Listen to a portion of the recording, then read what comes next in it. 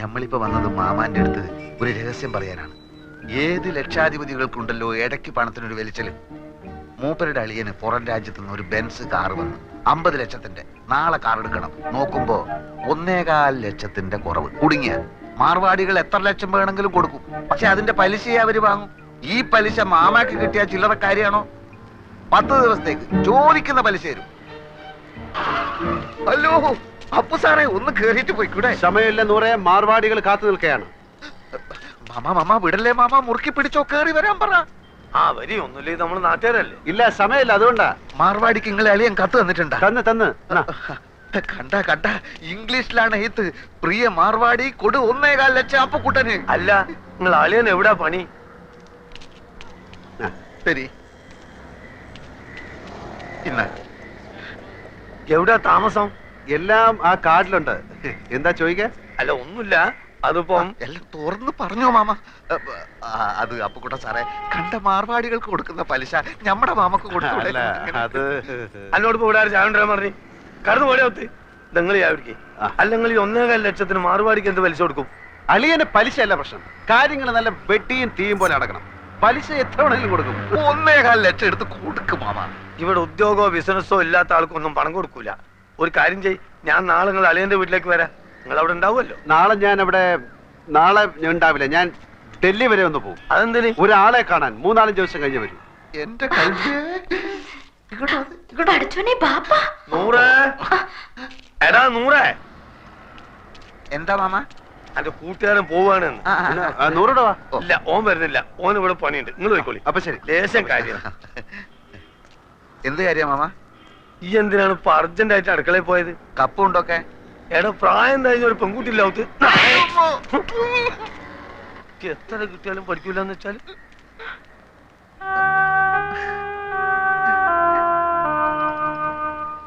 Case ജയിച്ചാൽ അച്ഛന്റെ പെൻഷനും പ്രൊവിഡന്റ് ഫണ്ടും ഒക്കെ കിട്ടുമല്ലോ. അപ്പൊ തിരിച്ചു കൊടുക്കാം. അതാ തൽക്കാലം കടം വാങ്ങാന്ന് വിചാരിച്ചത്. അല്ലാണ്ട് വേറെ വഴിയില്ലല്ലോ. വീട് വിൽക്കാൻ രവിയേട്ടന് എതിരെ നിൽക്കുന്നിടത്തോളം കാലം ഇങ്ങനെ വല്ലതും നോക്കുന്നതാ നല്ലത്.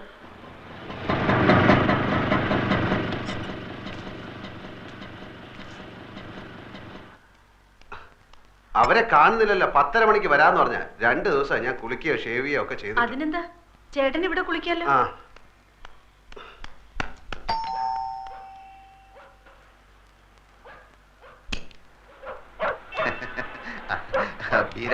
വരൂന്ന് പറഞ്ഞിരുന്നു. വരൂ, ചേട്ടൻ ഇപ്പൊ കുളിക്കാൻ കയറിയതേ ഉള്ളൂ. ഇത്ര നേരം കാത്തിരുന്നു. ഇരിക്കൂ. രവീന്ദ്രൻ നായർ മിസ്സിസ് ആണല്ലേ? അതെ ചേട്ടാ, ദേ കാശിന്റെ ആൾക്കാർ വന്നു.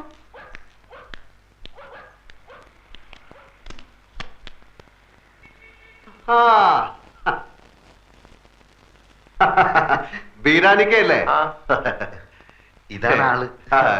ഞാന് ഷേവ് ചെയ്തോണ്ടിരിക്കായിരുന്നു. അല്ല, നിങ്ങൾ ഷേവ് ചെയ്യുമ്പോ പുരികം പൊരിക്കല്ലോ. തലേ കൂടെ തൈരും കൂടെ ധൃതി തേച്ചപ്പോ എല്ലായിടത്തോടെ ആയിപ്പോയി. ഞാൻ ഓഫീസിൽ പോകാൻ ലേറ്റ് ആയി. നിങ്ങൾ വരുന്നുള്ളത് കൊണ്ട് ഞാൻ ഇപ്പൊ എളുപ്പം ധൃതി തേച്ചപ്പോ ലേറ്റ്. ഇല്ല, നമ്മൾ എത്ര രാഹുകാലത്തിന് 2.5 മിനിറ്റേ ബാക്കിയുള്ളൂ. ഞാൻ ബീരാനിക്കെ പോലെ ഒരു വലിയ മനുഷ്യന്റെ ആദ്യമായിട്ട് ക്യാഷ് വാങ്ങിക്കാമല്ലോ. അപ്പം നമുക്ക് ലേറ്റ് ആക്കട്ടെ, രാഹുകാലം തെറ്റിക്കാതെ. ഇതിലിപ്പത്തിന് ഒപ്പിട്ടേക്ക്. സത്യമുള്ള പൈസ ആയതുകൊണ്ട് പലിശ കുറച്ച് കൂടുന്നേ ഉള്ളൂ. സാരമില്ല, ആവശ്യക്കാരന് ഔചിത്യമില്ലല്ലോ. ഇവിടെ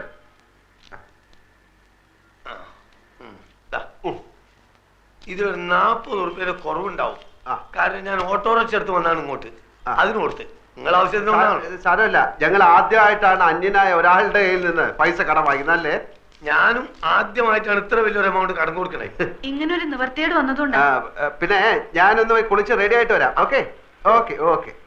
അപ്പൊ ഇന്ന് 11, അടുത്ത 21-ന്.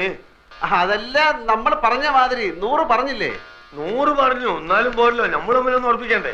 ഞാൻ വാക്ക് മാറില്ല ബീരാനിക്ക, നിങ്ങൾ ധൈര്യമായിട്ട് പോയിക്കോളാം. പിന്നെ നമ്മൾ നമ്മളെ പറഞ്ഞ പോലെ. മാനേജർ സർദാർജി തിങ്കളാഴ്ച ലോൺ ശരിയാക്കാം എന്ന് വാക്ക് തന്നു. 100 സന്തോഷം കൊണ്ട് തുള്ളിച്ചാടി. എടാ 100, every dog has A day എന്നൊരു ചൊല്ലുണ്ട്.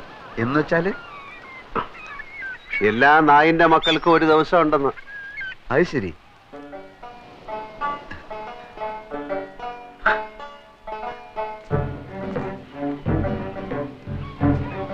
നൂറേ,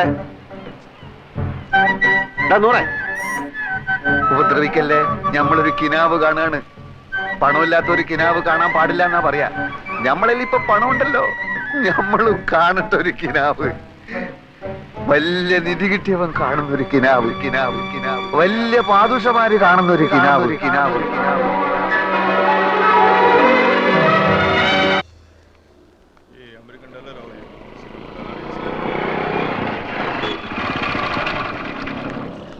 മാനേജർ വന്നിട്ടുണ്ട്. ഞാൻ ചോദിച്ചു, ഇനി പറഞ്ഞ പോലെ ഒന്നല്ല, ആള് ഭയങ്കര ചൂടന, എല്ലാരും ഇട്ട് ചാടിക്കുന്ന കണ്ടു. എടാ അതൊക്കെ ബാങ്കിലെ എന്നോട് വലിയ കാര്യമാണ്. നീ വാ, ഞാൻ കാണിച്ചു തരാം.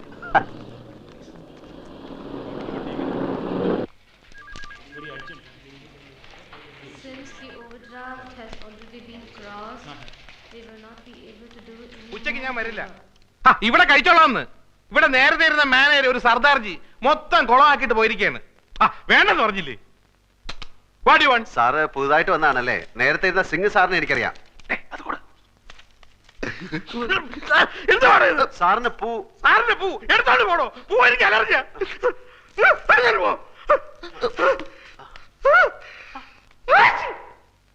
സർ, ഞാനൊരു ലോണിന് അപ്ലൈ ചെയ്തിരുന്നു 2 വർഷത്തേക്ക്. ഒരു കടയെടുത്തിട്ട് വരാമെങ്കിൽ ഉടനെ ലോൺ തരാമെന്ന് പറഞ്ഞു. സിംഗ് മാനേജർ. അയാളല്ലേ പറഞ്ഞത്? ഞാൻ പറഞ്ഞിട്ടല്ലോ, അയാൾ പോയി. ഞാൻ ആർക്കും ലോൺ കൊടുക്കാറില്ല. സാർ അങ്ങനെ പറയരുത്. 1.25 ലക്ഷം റുപ്യ ഇരട്ടി പലിശക്ക വാങ്ങിയത് ഇവനേതാ? എന്റെ സുഹൃത്താണ്. ഇവൻ ആദ്യം പിടിച്ച് പുറത്താക്കെ. ഇവനെ കണ്ടപ്പോഴേ എനിക്ക് അലർജി അറിയുന്നത്. പിടിച്ച് പുറത്താക്കെ. ഒന്ന് സോപ്പിട്ടിട്ട് വരാം. പോ. സർ, സർ, എന്താ തന്റെ പേര്? അപ്പുക്കുട്ടൻ. ആപ്ലിക്കേഷനിൽ ജി അപ്പുക്കുട്ടൻ നായർ ചേരയിലെന്നാണ്. സാറിന്റെ പേരെന്താണ്? ഇയാളുടെ കൂടെ പോയി തന്റെ ആപ്ലിക്കേഷൻ തിരിച്ചു മേടിച്ചോണ്ട് പൊയ്ക്കോളൂ. സാർ, ഞാനൊരു മലയാളിയാണ് സാർ. അതുകൊണ്ട് തന്നെ തരില്ലെന്ന് ഉറപ്പിച്ചത്. മലയാളിയിൽ നിന്ന് കേട്ടാ എനിക്ക് അലർജിയാ. സാർ, ഞാൻ ആത്മഹത്യ ചെയ്യും സാർ. ലോക ചരിത്രത്തിൽ ഇന്ന് വരെ ബാങ്ക് ലോൺ കിട്ടാത്തതിന്റെ പേരിൽ ഒരാൾ ആത്മഹത്യയായിട്ട് ഞാൻ കേട്ടിട്ടില്ല. ആ കണ്ടിട്ട് താഴത്തോളൂ. Please get out. Sir, please പിടിച്ച് പുറത്താക്കണോ? Sir, please sir. ഓടോ. പറയുന്നു രാവിലെ ഞാൻ ഓരോരുത്തമ്മ കെട്ടിയെടുത്തോളൂ. പൂവും കായും അവന്റെ. ഇനി നമ്മൾ എന്ത് ചെയ്യണം? ഞമ്മളോ? എനിക്കെന്താ കുഴപ്പം? 2000 റുപ്യന്റെ പണി, മോട്ടോർ സൈക്കിള്, താമസിക്കാൻ സ്ഥലം എല്ലാം ഉണ്ടല്ലോ.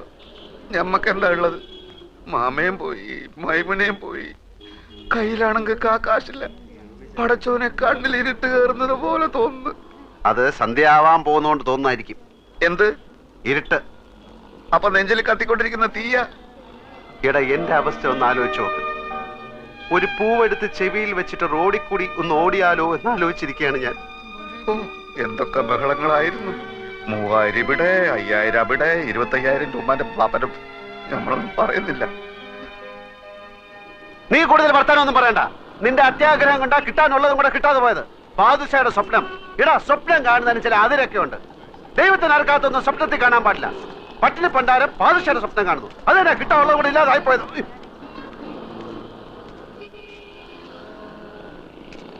എടോ, എന്റെ വണ്ടി നമ്പർ ട്രാഫിക്കാരൻ കുറിച്ചെടുത്തോണ്ട് പോകുന്നു.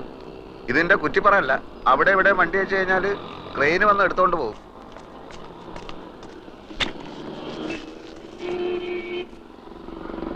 ബാങ്ക് മാനേജർ മാറിയത് എന്റെ കുഴപ്പം കൊണ്ടാണോടാ എന്ന് നമ്മൾ പറഞ്ഞ? പിന്നെ നീ എന്റെ ഉമ്മയ്ക്കും ബാപ്പയ്ക്കൊക്കെ പറഞ്ഞത് ഏത് കെയറോഫില്? ഇന്നെ സഹായിക്കാൻ വന്നിട്ടില്ലേ നമ്മൾ ഈ ഗതിയിലായത്? നിനക്ക് ജ്യൂസ് കട തുടങ്ങാനുള്ള അതിമോഹം കൊണ്ടല്ലടാ നീ എന്നെ സഹായിക്കാൻ വന്നത്. നേരപ്പേ ഏതായാലും ഇങ്ങനെയൊക്കെ ആയി. നമ്മൾ തമ്മിൽ വർത്താനം പറഞ്ഞ് അങ്ങോട്ടും ഇങ്ങോട്ടും തെറ്റിയിട്ട് കാര്യമൊന്നുമില്ല. ഞാൻ ചിലതൊക്കെ തീരുമാനിച്ചിട്ടുണ്ട്.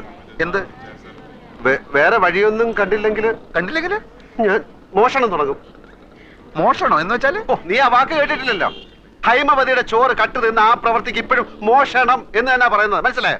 നീ പാര ചോറ കട്ട് ചോറല്ല, കാശുള്ളവന്റെ വീട്ടിൽ കയറി ഞാൻ മോട്ടിക്കും.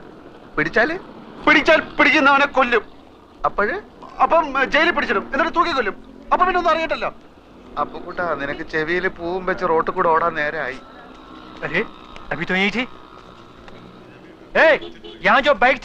അതെടുത്ത് അപ്പുറത്ത് മാറ്റി വെച്ചിട്ടുണ്ട്. മാസം അടയ്ക്കാനുള്ള കാശ് അടയ്ക്കാത്തോണ്ട് മാർവാടി ബൈക്ക് എടുക്കാൻ ചട്ടമ്പികളെ അയച്ചിരിക്കുകയാണ്. ഓ ഗാഡിയിലേക്ക്